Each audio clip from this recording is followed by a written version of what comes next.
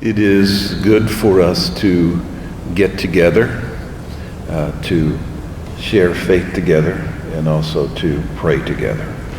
I want to welcome a couple of our new priests so that you know they are here with us. So Father Maxwell Kwaye is actually serving the benediction with us, so Father Maxwell is here. Also, Father Joseph Mensah. Where are you, Joseph? I lost you. There he is. He's over there. Welcome. And then Father Joachim Belling. Welcome. Good to have you. Thank you. And then we also have the Superior of the Divine Word Fathers, Father Gus Wall. So welcome, Father Gus. Good to have you. Thank you for being here. So we welcome these new priests in our midst. They have come as missionaries to serve with us in a missionary diocese. So together we will celebrate the priesthood of Jesus Christ. I have a few reflections for us that we can meditate on during our holy hour this morning.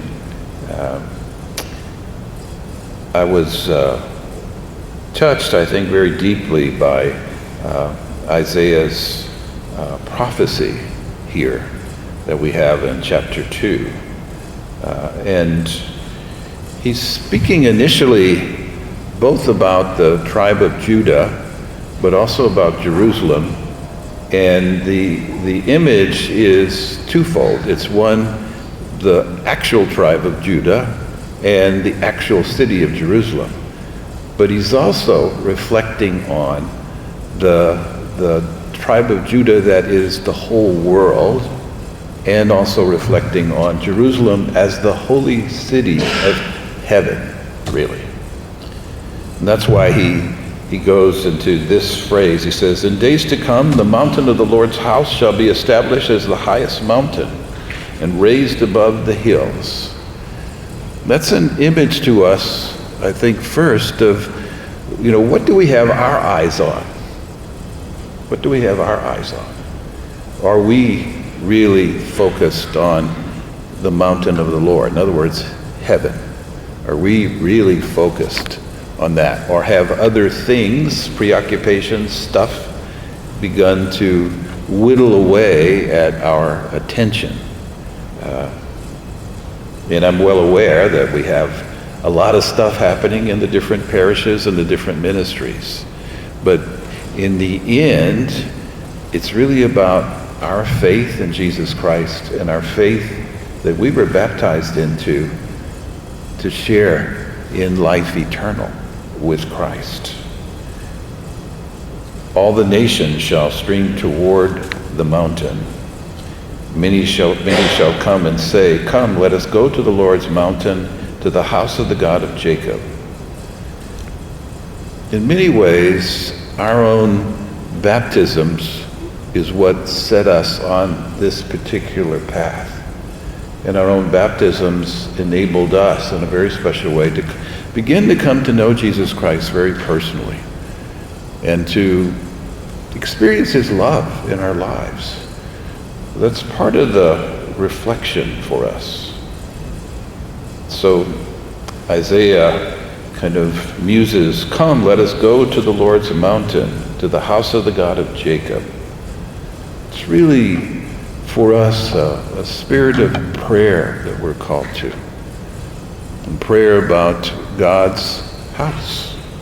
Prayer about God's love for us now.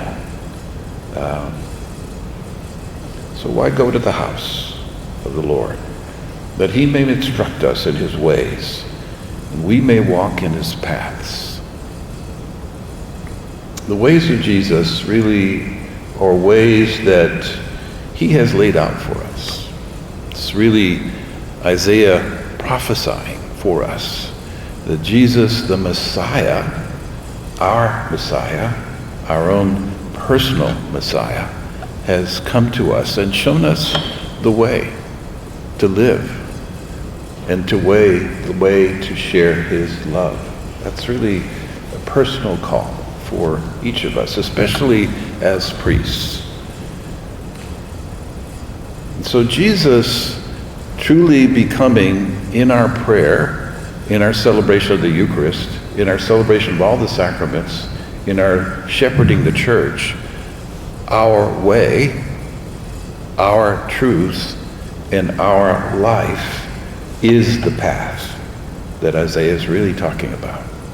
And he's saying to us that the love of Jesus Christ is really at the heart of everything. Everything. And so even when we have moments of struggle, desolation, moments of consolation or true joy coming out of St. Ignatius of Loyola, in all of those moments, it's about the love of Jesus Christ. And it's about his love drawing us into a very personal relationship with him. He showed us how to live. He also showed us how to die. And yes, on the cross. And some of us are experiencing that now. But he also showed us that's not the end. The end in the end is the resurrection. The end in the end is sharing his love in heaven. Isaiah goes on to say, "For from Zion shall go forth instruction, and the word of the Lord from Jerusalem." So the word of the Lord, really, Jesus exploding from heaven to us on earth. Jesus' love just exploding, and his word exploding in our lives, and inviting us into living out that kind of love in our lives.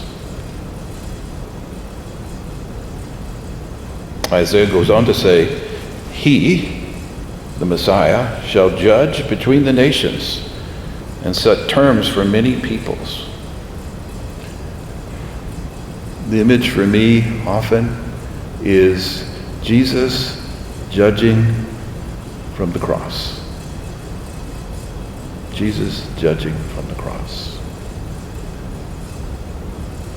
As we have the Blessed Sacrament exposed for us right now, he invites us very personally to enter into that love relationship with him in the Eucharist that captures his life, his death on the cross, and his resurrection and ascension. It is our Savior that is before us. And he really does want to share his love very personally to us, even from the cross. And he calls us to freedom from sin. And he calls us to a very special kind of peace that happens when we give ourselves over to him very personally, especially in the Eucharist. And so Isaiah goes on to say to us that as the Messiah has come, they shall beat their swords into plowshares, their spears into pruning hooks. One nation shall not rise against another with the sword, nor shall they train for war again. And he speaks to all of us, saying, "House of Israel, come, let us walk in the light of the Lord." So as we are in adoration of the Blessed Sacrament, it is a moment, I think, for us to let the light of the Lord just radiate all around us in love, that we may know him, the Word, spoken from the beginning of time, in our own lives personally, and that is what we share with our people as shepherds. I continue to pray for each of you, and especially during this holy hour, but I also ask your prayers for me during this hour too.